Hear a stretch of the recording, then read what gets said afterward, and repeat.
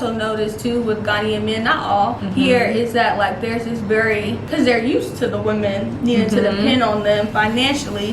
There's this I said it so it is, and that's not. If you're wrong, baby, I'm gonna tell you you're wrong in a respectful way, but I'm gonna tell you that you're wrong, and you have to be like really clear with Ghanaians. Like, let's make sure you understand, I understand, we both understand before you give somebody your money. Yeah, because my landlord is the same. Yeah, like I'm gonna fix this, I'm gonna fix this, I'm gonna fix, and the stuff never got fixed, but yet he wants to get paid for certain, you know. They had like 3 or 4 goats tied to the top of the church road, just on the top. I swear, I have a video on my phone somewhere, but you gotta fix they had, I know, they had like 3 or 4 of them tied like to the top of the church road. I don't know where they were going, how they did it. Like, what were they doing with the goats? That looked like a wedding ring for Oh no, it's not. Everybody girl, this from Walmart. Which I guess you put it on there just to throw them off, right? Just throw them off. Right.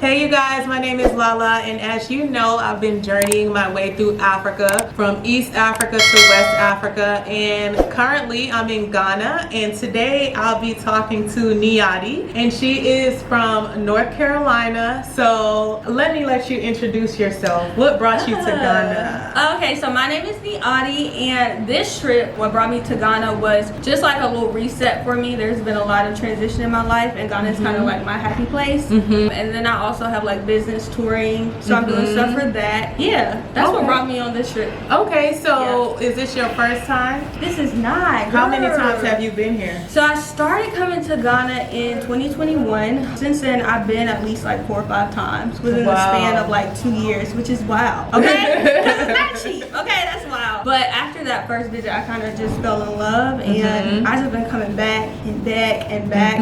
So what year did you come? What was the first? Oh, the first year I came was 2021. It was June of 2021. I wanted to come ever since like 2019. Okay. And it just manifested 2021. Okay, so what brought you specifically to Ghana? What did you hear about Ghana that made you pulled here? Okay, as silly as this sounds, it was a December in Ghana. Oh. It was December in Ghana, and I'm explaining. Okay, so I moved up to like the DMV area in the States, and I met someone. It was a guy who was Ghanaian. We were like dating, and it was probably like November, and he was going because he comes every December or whatever. And he was just hyping it up like, December in Ghana, you should come, blah blah blah. And I was like, because I'd never heard anything about Ghana. Yeah. I've been to South Africa. I studied abroad there for like 4 months in the beginning of 2019, but I never heard anything about Ghana. So he kind of opened that up for me. Yeah. But I couldn't come because anyone who knows, like November, you don't have a ticket. You're not getting a ticket. Exactly. To come. Last minute. Right. And I didn't have like the money for the ticket, so I couldn't go. So I was just like, well, I guess I'll go next year. So what was your experience like? What? In December? In December. Was okay. I ended up eventually going to December, but that wasn't the first trip. Oh, okay. I gotta tell y'all the story, okay? Okay, tell me. Come on, we want to know. So I was like, okay, I'll go next December or whatever. But then 2020 happened, right? So everything was closed. I couldn't go. But the following year, I was like, okay, I'll go December 2021. But I got so pressed, like I started doing this research on YouTube and stuff, and looking at all. Girl, I went down a rabbit hole, like just looking at all of these videos. I legit didn't know, because it wasn't a conversation in my family, that we were here. Yeah. Like moving here, I had no clue before. No idea. 2019, I had no clue. But anyway, I did the research or whatever on YouTube, and the plan was December 2021. But I got so pressed. I said, I'm going. I was like, I gotta go now. I said, I gotta go now. So I planned a solo trip for 2021 summer, and I stayed for a month here, and that's how it like happened. I ended up going again in December, but I started in that summer. Okay. I came. The first time I came wasn't in December either, but it's still fun. Like no, it was great. It's still fun. Actually, it wasn't overwhelming in December. Exactly. That's why I prefer. Now that I look back on it, I prefer that I came June 2021, like June, July instead of December. Because I like to go out. You'll get like a good weekend out of the enough for me, but like I'm not really a going out turn girl. turn up all day, every day. But when I go, I go. That's why I don't go. Yeah. So what was your first impressions of Ghana? In June, like my first impression, so keep in mind, like I'd already been looking at all these videos, so for me I came with the mindset like I'm gonna love it. I just feel like I'm gonna love it because I fell in love with the videos. Like I would just see how happy the people like us here, how happy they looked. So when I came, it was just confirmation. I was like, I'm here. Because I think, yes, I went to South Africa. That was my first country on the continent, but like there's just no denying the difference in what you feel. Like when I came to Ghana, like it was a completely different feeling than I got in South Africa. So when I got here, I was like, oh, I'm really home. Like I'm really here. And everybody was just welcoming.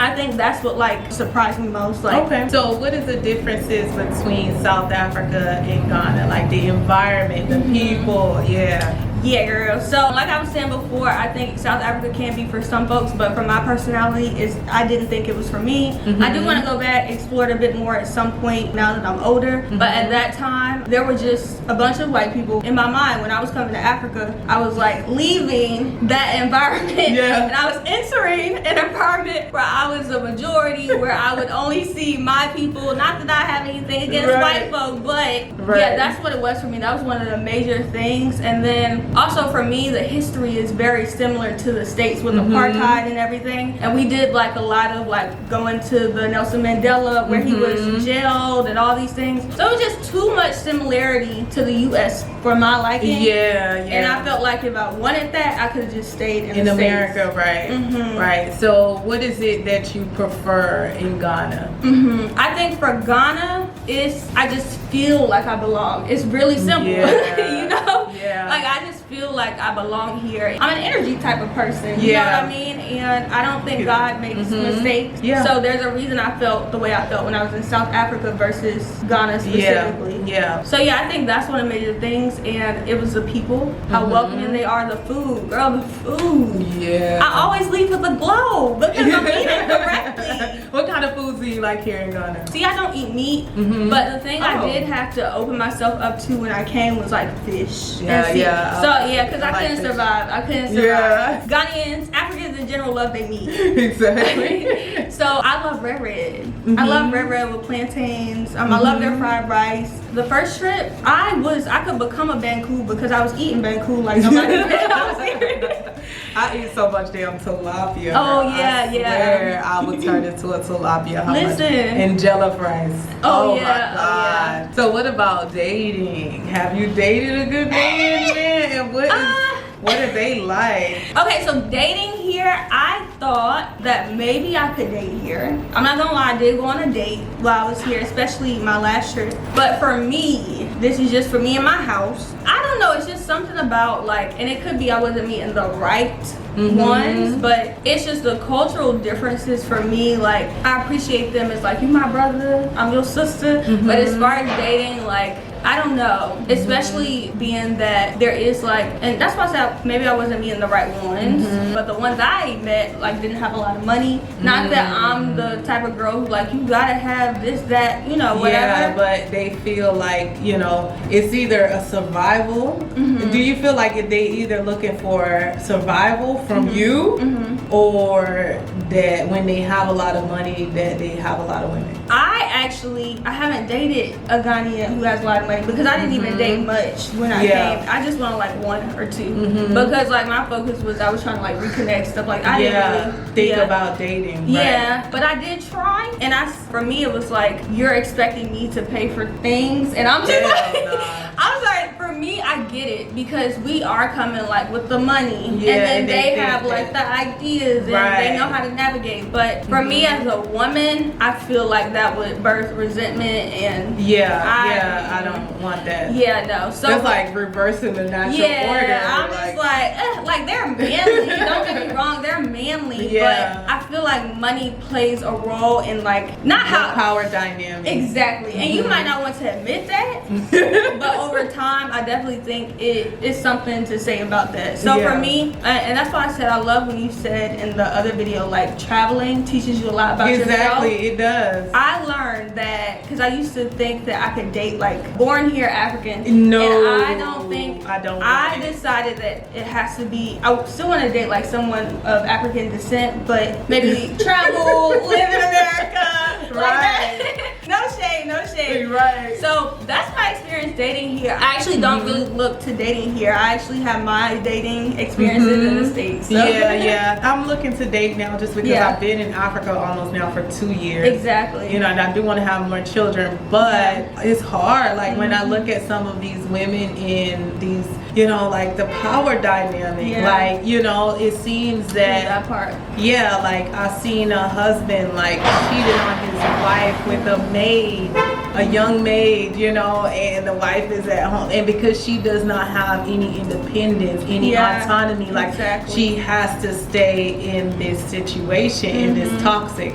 But in America, you know, the women like us, we will get up and leave that dynamic most times. Some women will still stay, but most times we will leave. You know what I mean? When the disrespect is being served on the table. But yeah, that's what I realized. Yeah. So what about it for you makes you say like you don't want to date like traditional African women? Or Ghanaian. I mean, I couldn't date a woman. No, like one. Oh, okay. So don't get me wrong. I am all for traditional roles and relationships. Like even with the guy I'm dating in the States, like traditional. Like let's do it, and that's kind of how we operate. But I think for me, it's more so like, and I'm thinking long term. It's like if we're not getting each other jokes, what are we really gonna do? You know what I mean? And then the other thing I also noticed too with Ghanaian men, not all. Here is that like there's this very, because they're used to the women needing to depend on them financially, there's this I said it so it is, and that's not, if you're wrong baby, I'm gonna tell you you're wrong in a respectful way, but I'm gonna tell you that you're wrong. And I just noticed like with some of the men I've encountered here, it's just like you're a woman you don't know, just let me, and I don't like that. So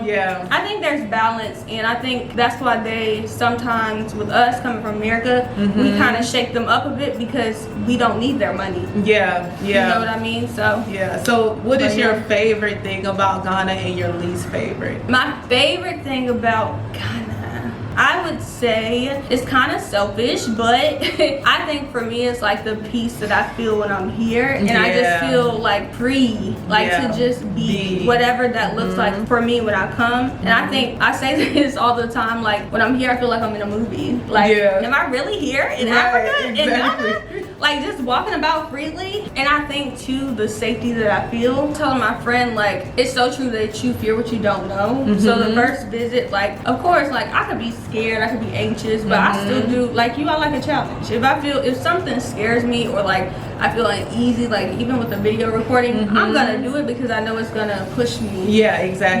So like the first visit I was unsure, uncertain, but I still wanted to reconnect and all of that. And so I remember coming and everything looking the same. I didn't like everything, all the street signs, everything looked the same, and I didn't really understand it. So sometimes I would feel a little bit like anxious, like what's going on, like but now that I'm here, like for like the 5th or whatever time, it's like, oh, okay, this is I know what I'm so you understand, like you fear what you don't know, and that's what I say to them. And that's why it's best to travel, you know, because now I'm riding on the trochos like a local. I'm telling them, take me to the circle. I know how much I'm supposed to pay.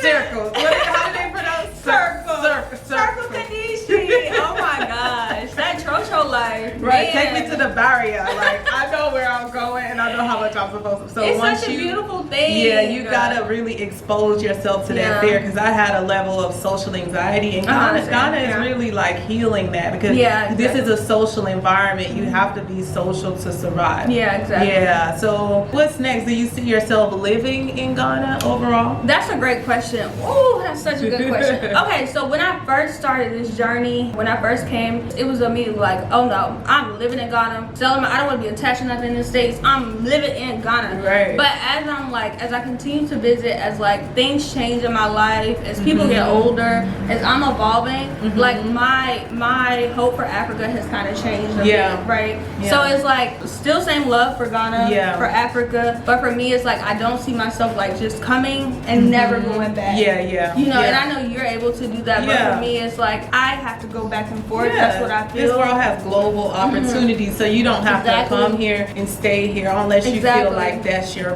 personal mission. Right, but I do. I want my children to grow up here, to have large chunks of being here, like when they're younger, and then I also do want property here and to be able to go back and forth. Okay. So that's my So you're in business here, right? You have a touring company. So how is that going? It's going.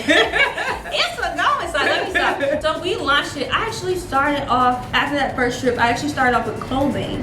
So I started selling clothing at first, and that was it's anything with entrepreneurship is like trial and error. And so it's the same. My touring company is Braffier Tours, which means come home. And the clothing business was Braffier Collection, so it's still the same name. But again, as I'm evolving, as I learn different things in business, things just change. And for me, it was like, okay, so if my goal is to like, kind of spread the gospel of like coming to the continent, I want like people to come. The clothing is not really gonna do it for me, so like why not? So that's how the tours came about. And then I also noticed that like people charge so much to tour here. Yeah, they do. And I'm like, I get it, but also if the goal is for people to come, like I didn't want the finances to be very. So what's the price range for your touring? Girl, that's a good question. It depends. It depends on if you're doing like a day tour. Like a day tour could be like $200 or something like that, versus like doing 7 days or 10 days. I don't have the exact numbers, but it's no more than like for like a 10-day tour. I think it's like $14.50 or something like that. Okay, that's affordable. So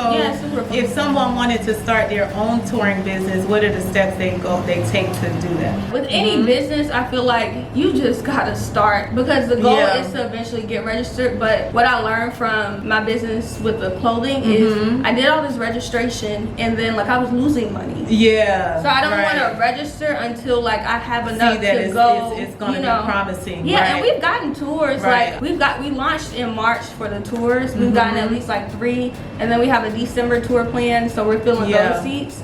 But it's just like I want to make sure. So you don't have to get everything all on paper before you start it. Just show that you can do it and profit and deliver, and then you get it registered later.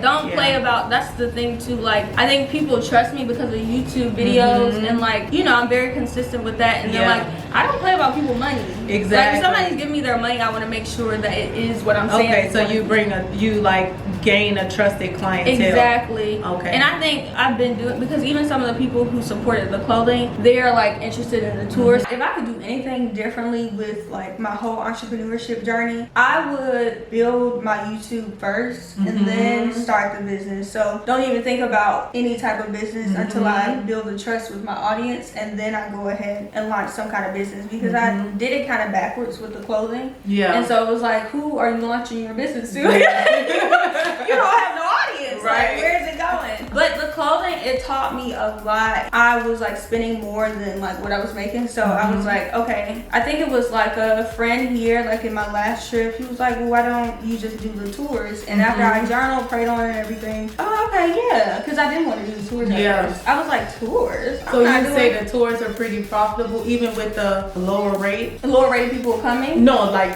the prices you charge. Yeah, they're profitable because you got to think too, some people do, not everybody do like a 10-day tour. Like the longer tours, I do try to make them cheaper because it can well people's pockets. But for instance, I have a group who's only doing, they paid for their accommodation. They already had their trip kind of together. They just wanted us for a 3-day Cape Coast tour. So we don't have to pay for their accommodation. So it can be profitable, even though we aren't charging like super crazy prices. And the other thing is too, is like, even though our prices aren't super crazy, we're like being realistic about how much stuff costs here. I feel like some of the prices I've seen, I'm just like, why is it costing that much? I'm like, I wouldn't pay it.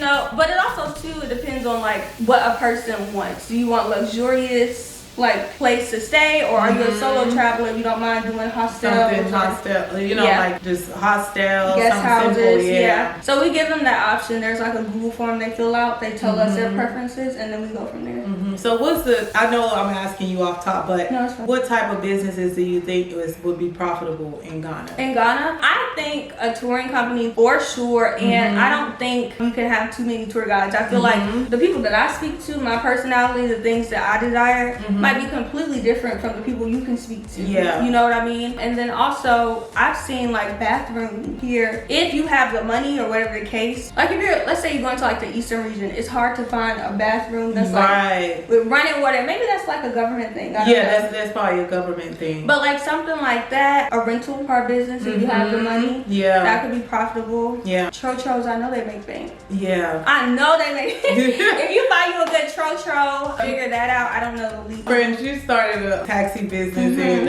Uganda, and they stole her taxi. They stole it? They stole her Like taxi. the workers? I mean, they might have had something. Wow. But yeah. That's crazy. I say like vending machines. I don't know why nobody haven't started a vending machine out here. Yeah. I'm sure I can think about that. There's numerous, but I'm asking her off the top of her head. So yeah. So which personality do you think is most suitable for Ghana? I think for Ghana specifically, especially if you're gonna be in Accra, you have to be like open to people.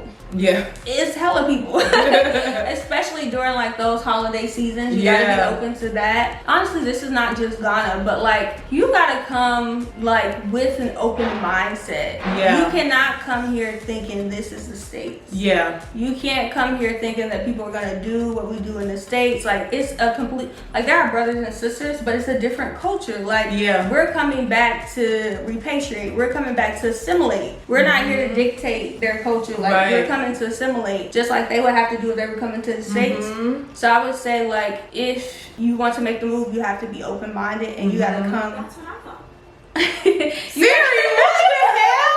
You gotta come with a mindset to like want to assimilate, or it's gonna be a problem. You're gonna think everything's a problem. You're gonna hate everybody. Like you're not gonna want to do anything if you're coming here. Did y'all hear Siri said? That's what I thought. Oh my God, they're spying on us. I know it's a fizz, y'all. It's a fizz.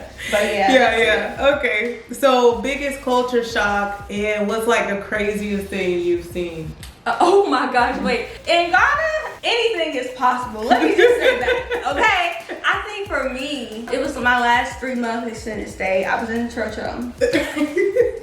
And they had, it was another church room. They had, I don't know if they had people inside, but there was a driver, of course. They had like 3 or 4 goats tied to the top of the church room, just on the top. I swear, I have a video on my phone somewhere, but you gotta they had, I know, they had like 3 or 4 of them tied like to the top of the church room. I don't know where they were going, how they did it. Like, what were they doing with the goats? About to eat it.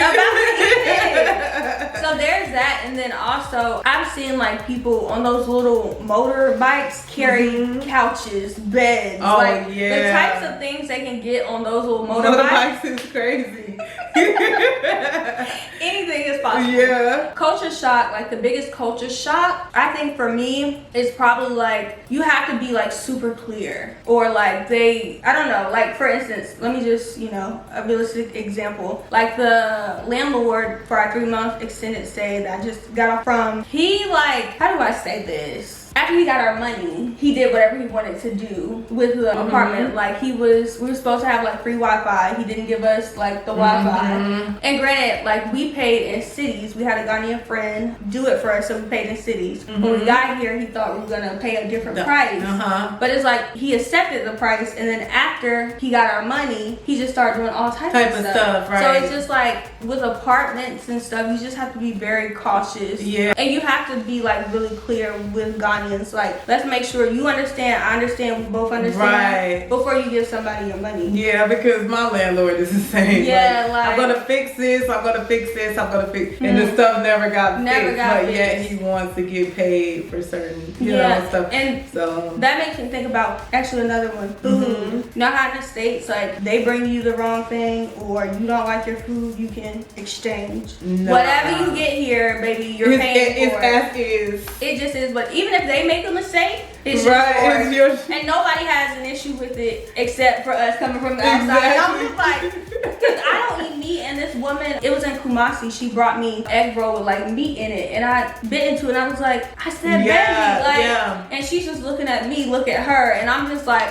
right. Especially when you're buying off of Instagram, like if you see a company on Instagram, you know, firstly, don't get anybody that doesn't do payment on delivery. Like that's the most trusted people. they're gonna take your But some people do exchange only. So when I brought my microphone, like she sold me a defective microphone. She probably knew it was defective, but you know, it's as is. Right. I can't, you know, and some companies are like that in America, but here they may not state it, you know?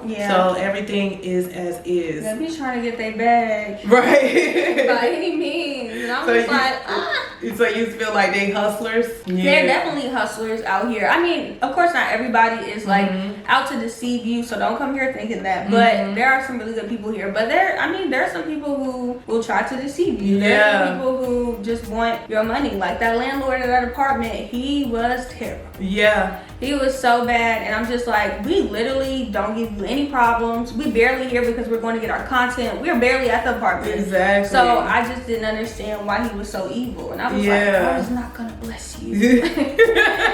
But yeah, you just gotta be cautious with that. Like, even if you're like trying to get a place here, don't be sending nobody your money before you no, you can't move like that here in Ghana. So what are your final thoughts on Ghana? You said you want to move around, right? So you don't want to live here, or you feel like you will come back eventually? I would do like an apartment and eventually like get property, that type of thing, and like come and go, like stay for extended periods, go back, stay for extended periods. That's where I am right now. But to be honest, y'all, I'm constantly evolving. Like my ideas constantly evolve, and I allow myself to do that. Right. And I allow God to guide me in that way. So that's kind of my plan for. So what was your did you get any backlash from your family? I didn't ask you that. Oh, when I was coming, like when I said I wanted to come, I mean, my family, they are really supportive. I will say that because, you know, I've always been like a go-getter. When I have an idea, they know I'm just going to do it anyway. Yeah. So they support me in that sense. But of course, it was like, by yourself? Like, what are you by yourself? What's going on? Or whatever. But eventually, like once I got here and I was sending them videos and stuff, they were like, okay, I see what you're doing. You're taking care of, that type of thing.